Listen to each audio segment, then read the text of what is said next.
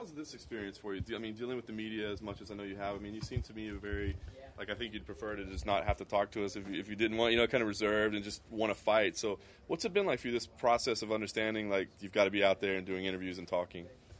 Yeah, it's nothing against you guys. It's just the person I am. I'm quite quiet, shy, and but yeah, it's part of the job, and I just don't like talking about myself, and I just kind of like keep myself to myself. But I mean, I know it's part of the job, and I'm happy to talk to you guys. But yeah, I just don't like talking about myself.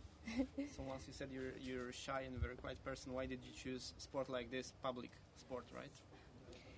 I chose it because I took it up as a hobby, and I love the sport, and I love doing it. So I mean, it's not a bad thing, I just do it and I love it. Joe, there's a lot of speculation that on Friday one of the EMEA events that the UFC are going to hold this year is going to be in Scotland. Can you just talk about, if that is announced, what that will mean to you being Scottish?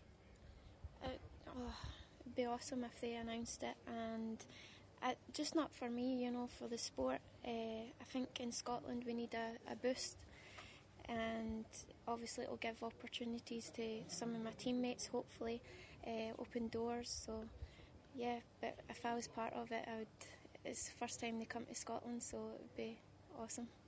So you had a great performance in your UFC debut against the South Korean. You hit her with some very heavy shots. Were you surprised you didn't manage to put her away, considering the amount of shots that she ate? I wasn't surprised. I knew she was tough, I knew she was going to give me a good fight, so I just enjoyed the fight, and I think if it went a couple more rounds then I would have been able to stop her. I think I just got into my rhythm in the third round.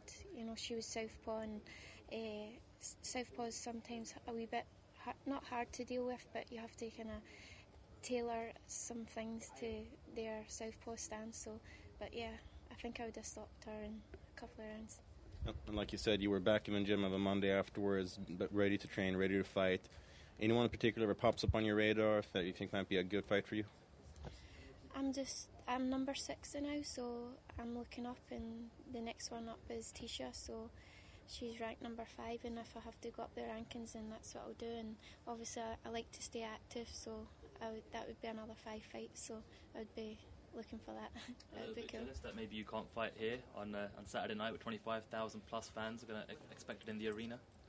Yeah, like, this is my third time being in Sweden, and I said that to my fans, I want to be coming here not as a guest fighter, I want to be as a fighter. That's what I love, and the sport here is awesome, and like you say, Saturday's going to be an awesome card, so to be part of that would be awesome, doing what I love. Joe, you're very close with Ais Daly in the Ultimate Fighter House. Have you come over to Dublin, or is there any plans to go over to SBG, mix up the training from the Dinky Ninjas? Yeah, we did talk about it in the house. Ash is an awesome fighter. She's really unique in her style, and she makes really good this special breakfast she makes. So I've asked her for the recipe, but maybe I could go over and she could make it for me, and we could get a wee bit of training together. Is that something you'd be interested in doing, going down with John Kavanagh and the team they have down there in Long Mile Road in Dublin? John Kavanagh and my team are pretty close, I would like to go out and train, but I like to do if it was out of fight camp, then I would go over, yeah. But, after leaving the tough house, I just want to stay with my own team, and, these are future opponents now, even Ash, So I just, after the house, we spoke a little bit, but now we know it's back to business. Well, like you said, you're looking towards a title, you're trying to climb that ladder. So the next one to get her shot is the Polish fighter Joanne Calderwood. It was name, I'm sorry. Yeah. Who gets the shot at the Carlos Barza. What are your thoughts on that fight, and who do you have picked as a winner? I hope Joanna wins, because I think that would be a perfect fight for me. We're both stand-up fights, and it would be a good fight for the fans, but you can't cancel Carla out, she does, the one thing she does is, and she does it well, so I think it's a really interesting fight, and if Joanna can stay disciplined enough, and if she gets down, gets back straight back up like what she done with Claudia, then it could be her night. Well, looking back at the fight, so a lot of people were critical of Joanna's last performance of a decision. Some people didn't think it should have gone her way. What did you think about the judge's decision?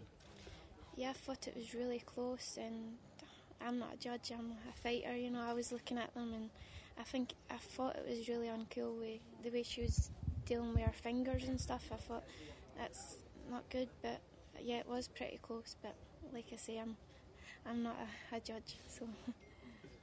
Astrid, you're obviously a stand-up fighter, and looking at this division, obviously you're in a perfect position to challenge for a title in the short coming years. Do you see any potential new colleagues in that division? Are there any other strawweight fighters that you think should get the call to the UFC?